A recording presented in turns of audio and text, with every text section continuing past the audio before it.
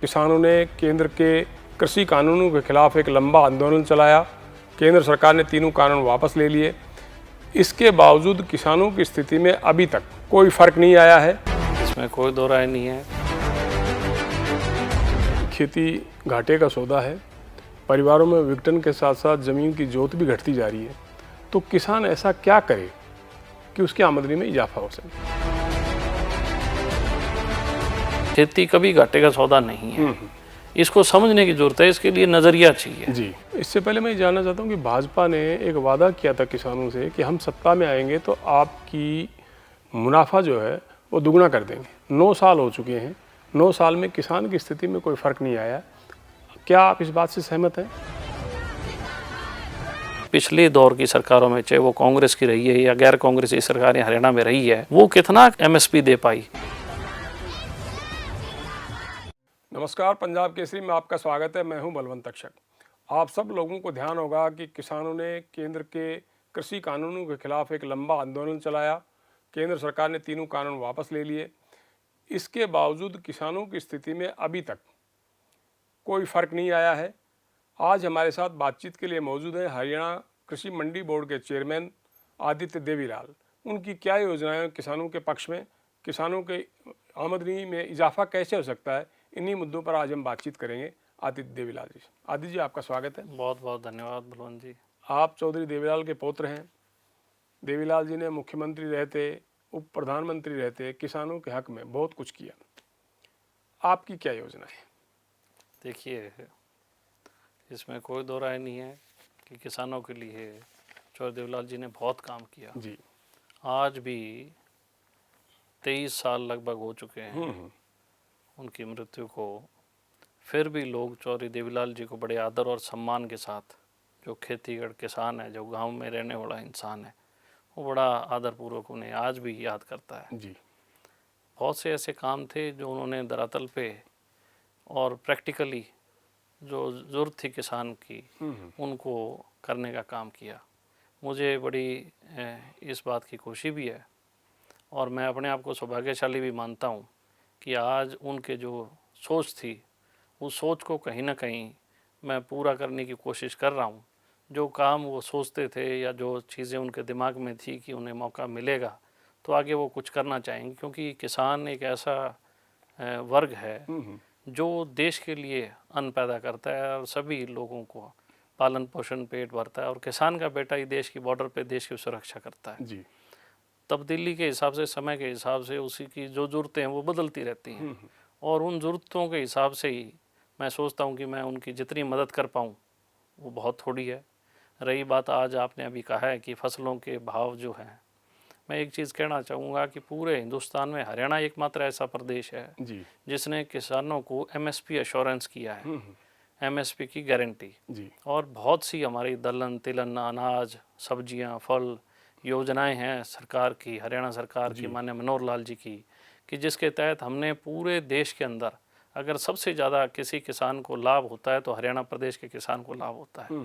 हमारी भावांतर योजनाएं हैं ऐसी, जो हमारे फल व सब्जियां हैं जिसके दाम गिर जाते हैं, लेकिन अगर वो कम रेट में एमएसपी पे भी उसका परचेज होता है ट्रेडर द्वारा, तो उसके भाव का अंतर भी सरकार देने का काम करती है। तो यही एक ऐसी चीज़ें हैं जिससे हम किसान को मजबूत कर सकते हैं। आप जानते हैं आदित्य जी कि खेती घाटे का सौदा है। परिवारों में विघटन के साथ साथ जमीन की जोत भी घटती जा रही है। तो किसान ऐसा क्या करे कि उसकी आमदनी में इजाफा हो सके?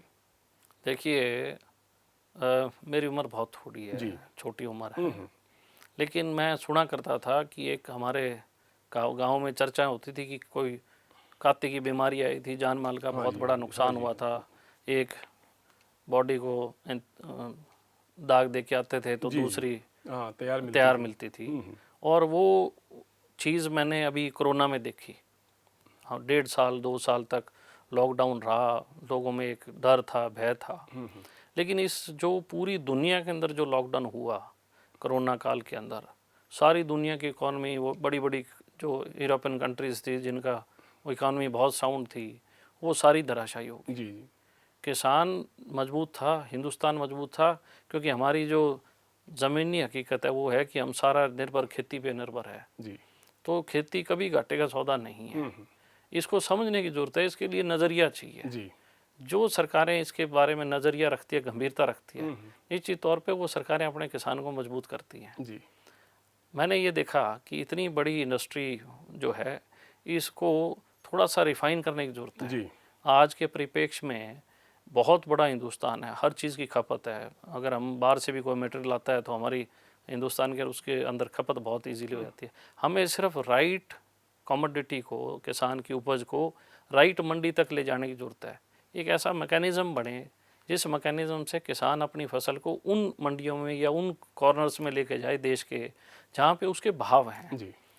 ये काम ट्रेडर्स के हाथ में है, क्योंकि वो फसल को सस्ते दामों पे खरीद के कोल्ड स्टोर, वेयर हाउस में स्टोर कर लेते हैं और उसके बाद जहाँ जहाँ डिस्ट्रीब्यूशन उनको महंगा मिलता है तो वहाँ वहाँ वो अपनी चीज़ों को बेचते हैं और मुनाफा कमाते हैं।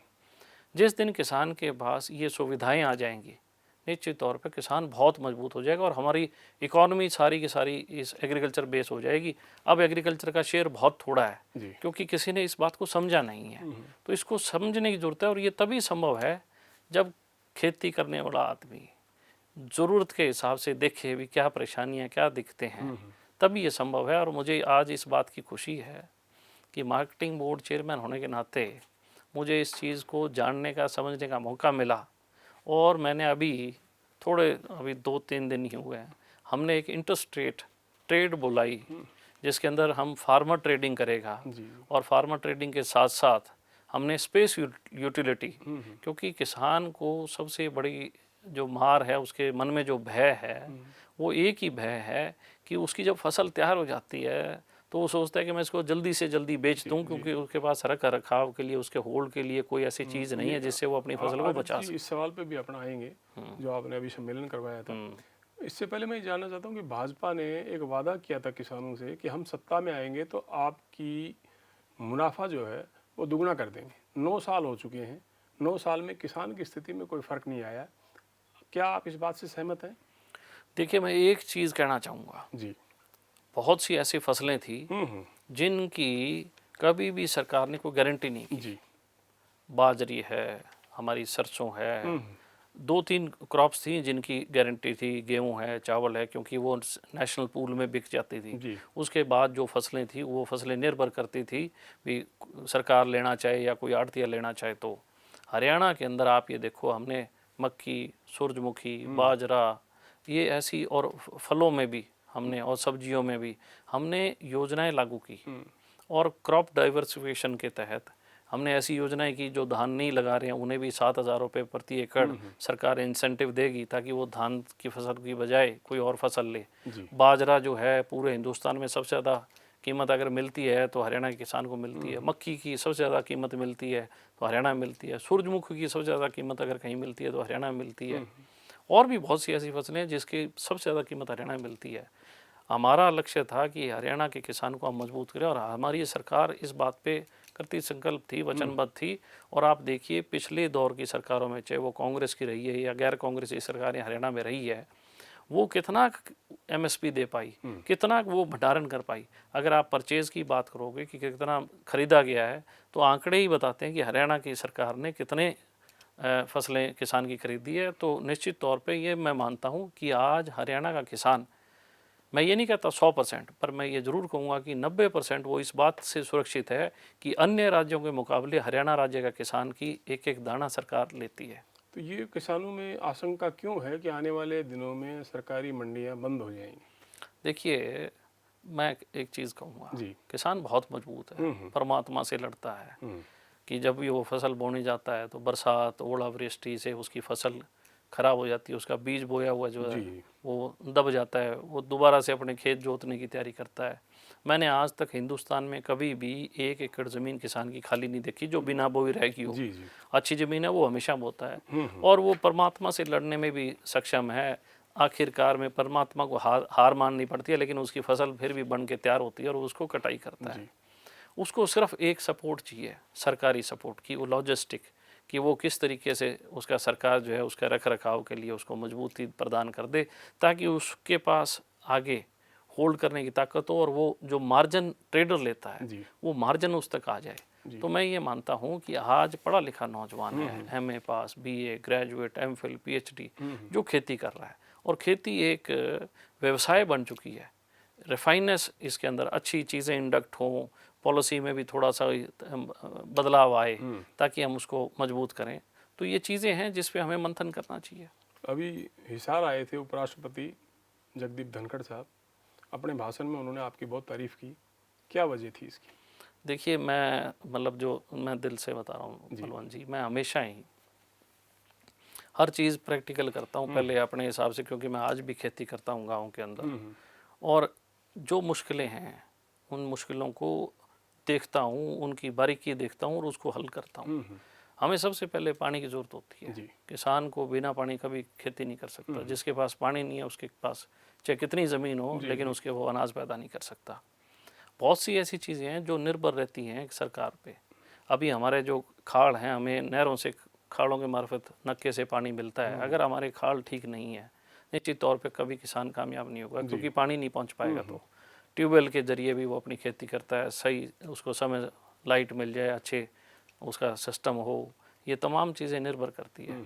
और इन चीज़ों में करेक्शन करने की ज़रूरत है। मैंने ज़िला परिषद का चुनाव लड़ा। जिला परिषद का चुनाव लड़ने के बाद मैंने ये देखा कि मेरे इलाके के अंदर लोग खेती करते हैं, खाड़े ख़राब हैं, नहरें ठीक नहीं हैं। तो मैंने तमाम माननीय मुख्यमंत्री जी से मिलके मेरे इलाके की नहरों को कंक्रीट लाइनिंग करवाई, खाड़े जो रिहेबिलिटेट किए, शाखाएं बनाई।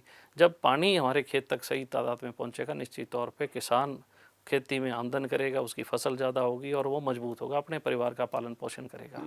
तो बहुत सी ऐसी चीज़ें थी जिसको हमें करेक्ट करने की ज़रूरत थी, और आज मैं मानता हूँ कम से कम मैंने मेरे इलाके के अंदर अपनी खेती कर जो किसान है उसको मजबूत किया है। और ये जो सिस्टम है इनको हमने सुचारू रूप से दुरुस्त किया, और दुरुस्त करने के बाद आज आपके सामने है।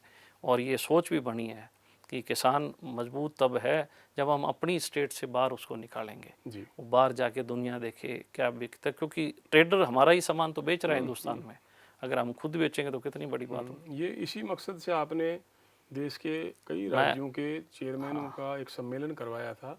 आप एक दूसरे राज्यों के साथ किस तरह का समझौता करना चाहते हैं? देखिए, मैं आपको बताऊंगा, वो बात बीच में अनकम्प्लीट रह गई कि राष्ट्रपति जी ने इस बात को रखा बड़े हर एक पारिवारिक लहजे से। क्योंकि क्या होता है कि जब बहुत बड़ी शख्सियत आती है तो एक उनका प्रोटोकॉल का दायरा होता है कि मैंने कभी भी आज तक, चाहे वो प्राइम मिनिस्टर हों या चाहे वो वाइस प्रेसिडेंट हो या प्रेसिडेंट हो, कि वो कोई चीज़ रखते हैं तो वो पहले ऑनलाइन उनका वो ऑन बोर्ड होता है कि वो क्या विषय रखेंगे, और पूरा विषय जो है वो एक डिफाइन होता है, उस विषय से बाहर वो नहीं जाते।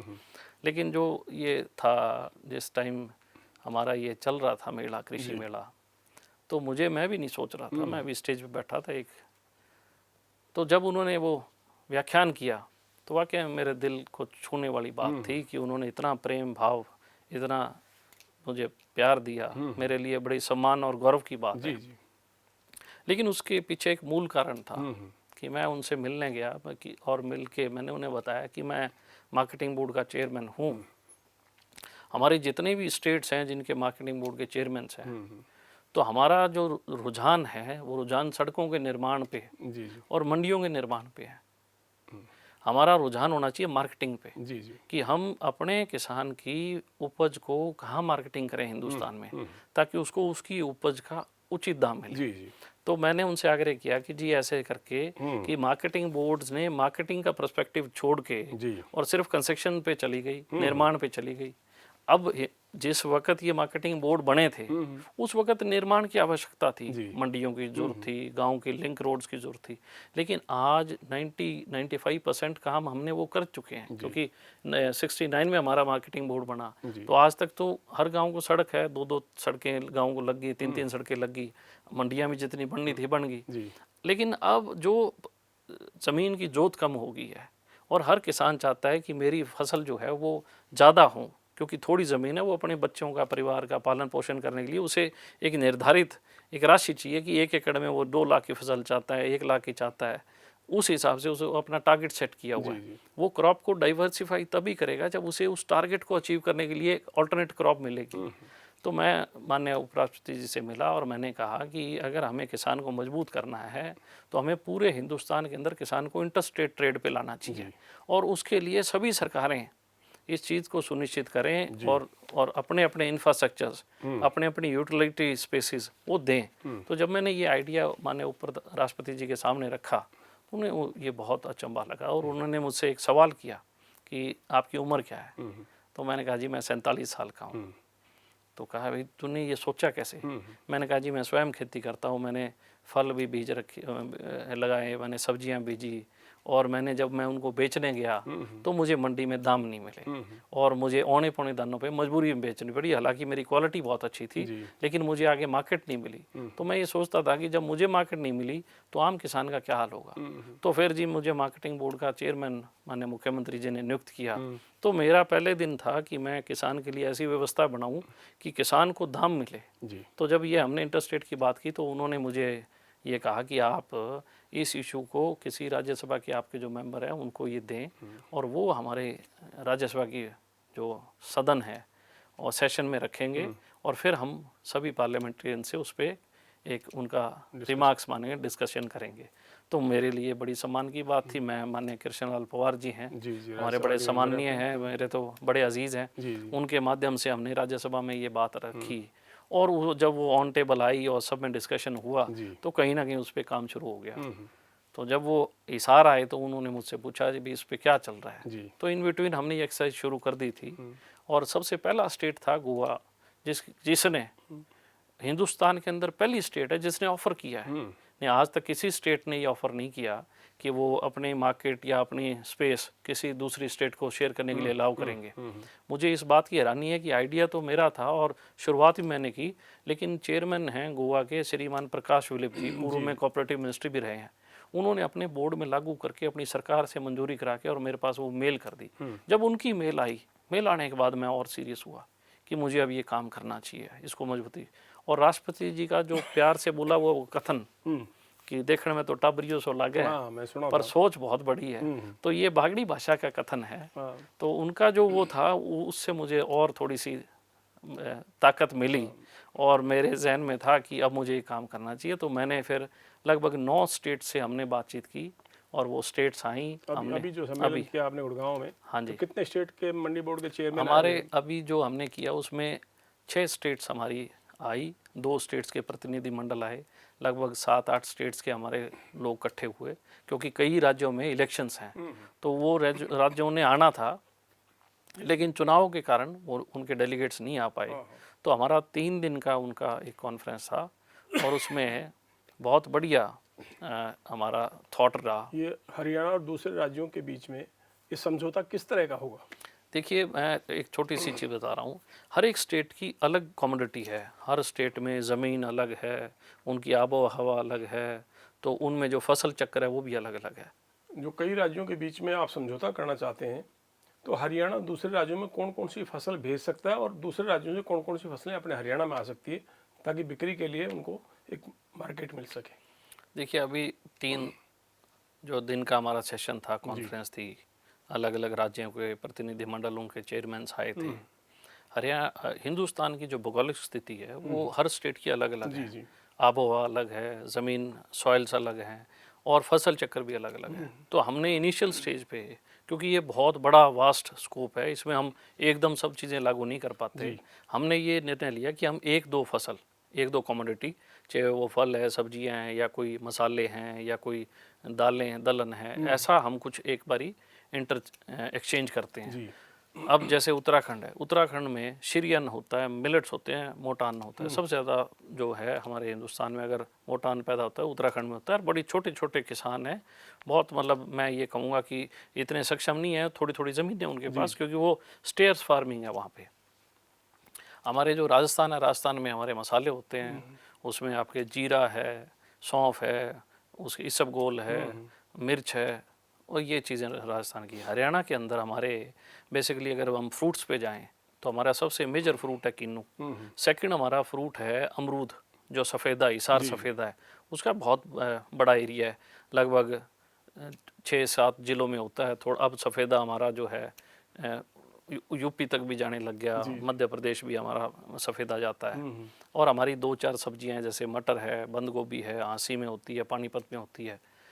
तो ये हम छोटी एक बार इनिशियल स्टेज पे, ऐसा ही पंजाब के अंदर जो है किन्नू भी है, पंजाब के अंदर आलू बहुत होता है, और पंजाब के अंदर आपके लीची बहुत होती है।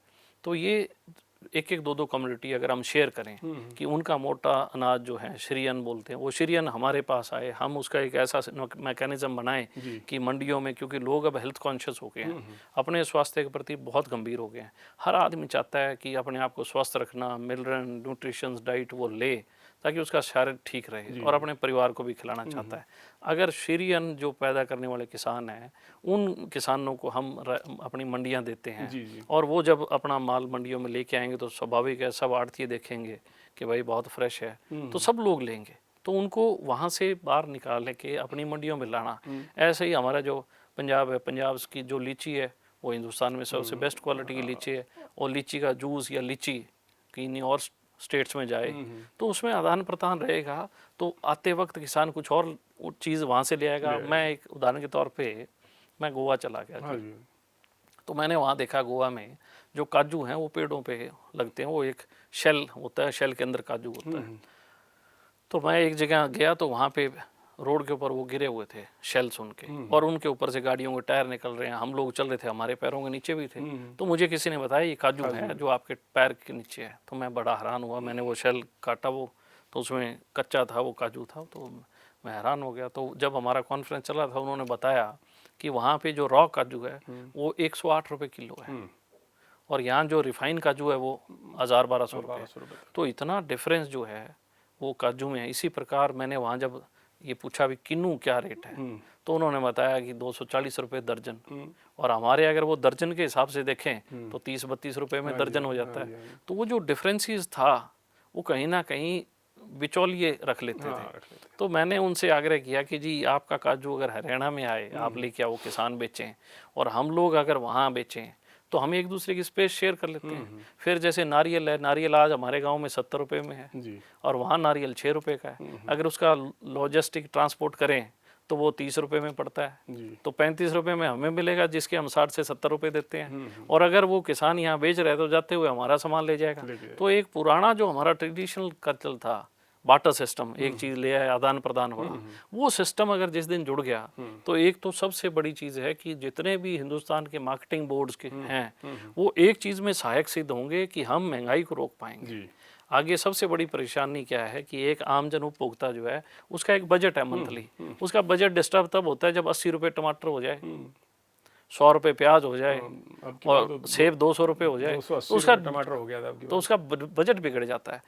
किसान बहुत मजबूत है, किसान को डायरेक्शन देने की जरूरत है। स्टेट बहुत मजबूत है, किसान को वो सपोर्ट अगर करेगी, निश्चित तौर पे महंगाई पे भी कंट्रोल हम सब लोग कर सकते हैं। मार्केटिंग बोर्ड्स पूरे हिंदुस्तान के अगर इकट्ठे होके इस पे काम करें तो निश्चित तौर पे अच्छी चीज़ें, फ्रेश चीज़ें, क्वालिटी चीज़ें सब लोगों को मुहैया होगी और सही दाम पे होगी, और उचित दाम उनको भी मिल पाएंगे जो इसको पैदा करते हैं। अभी आपने पंजाब के मुख्यमंत्री भगवंत मान साहब से मुलाकात की थी, इस मुलाकात का क्या मकसद था?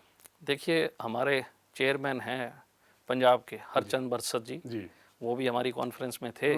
तो उन्होंने आग्रह किया कि जी अगर ट्राई सिटी में आपका कॉन्फ्रेंस हो रहा है तो आप आए हुए हो, तो हम चाहते हैं कि आप हमारे स्टेट में भी चाय कॉफ़ी हमारे चीफ मिनिस्टर साहब से लें। तो सब मेंबर्स को उन्होंने ऑफ़र किया कि, और उन्हीं के ऑफ़र पे हम सब लोग वहाँ गए। एज ए चेयरमैन मैं भी गया, एज ए चेयरमैन गोवा के गए, as a chairman Uttarakhand, Rajasthan, कोसाम, ऐसे सब लोग हम वहाँ उन्होंने बुलाया और हम गए। तो जब वहाँ बैठे और उन्होंने अपनी चीज़ें रखी, उनका विज़न रखा कि वो क्या कर रहे हैं, तो उनके दिमाग में भी बहुत अच्छे आइडिया थे। उन्होंने इस चीज़ को सराहा कि आप सब लोगों ने जो मंथन किया है ये किसान के लिए किया है और बहुत अच्छा मंथन है, और आदित्य जी ने जो पहल की है ये देश के अंदर नई क्रांति लेके आएगी, किसान के अंदर एक नया जज्बा, जुनून, और किसान के अंदर एक मजबूती का जो है वो लेके आएगी। तो उस पर उन्होंने सहमति दर्ज की कि मैं पंजाब की तरफ से जो हमारे से आपने MOU साइन करने हैं, कोई भी हमारे स्टेट आए, और हम तो चाहते हैं कि हमारे स्टेट का भी किसान जो है अंतर्राज्यीय व्यापार करे, दूसरे राज्यों में जाए। और ऐसा ही उन्होंने वेलकम किया। कोई और राज्य से आए तो उन्होंने जब गोवा की बात करी तो उनको अच्छा लगा कि वहाँ अगर काजू सस्ता है तो पंजाब में वेलकम किया उन्होंने। तो इस पे एक बहुत अच्छा विचार था। और क्योंकि हम सब लोग कहीं ना कहीं पुराने देहात के हिसाब से खेत से जुड़े हुए हैं, वो भी खेत से जुड़े हैं, उनके परिवार भी खेती करने वाला परिवार है। तो जो खेत से जुड़ा है वो इस आइडिया को ले रहा है और उसको समझ है कि ये बहुत अच्छा चीज़ है। जी, शुक्रिया आदित्य देवीलाल जी हमसे बातचीत करने के लिए। तो ये थे हरियाणा मंडी बोर्ड के चेयरमैन आदित्य देवीलाल, जिनका ये मानना है कि अगर हरियाणा और दूसरे राज्य अपनी फसलों और फलों का बिक्री के लिए एक दूसरे स्टेट को जगह उपलब्ध कराए तो न केवल महंगाई पर रोक लगेगी बल्कि किसानों की आमदनी में भी और इजाफा होगा। कैमरामैन अमित हरजिंदर सिंह के साथ बलवंत तक्षक, पंजाब केसरी, चंडीगढ़।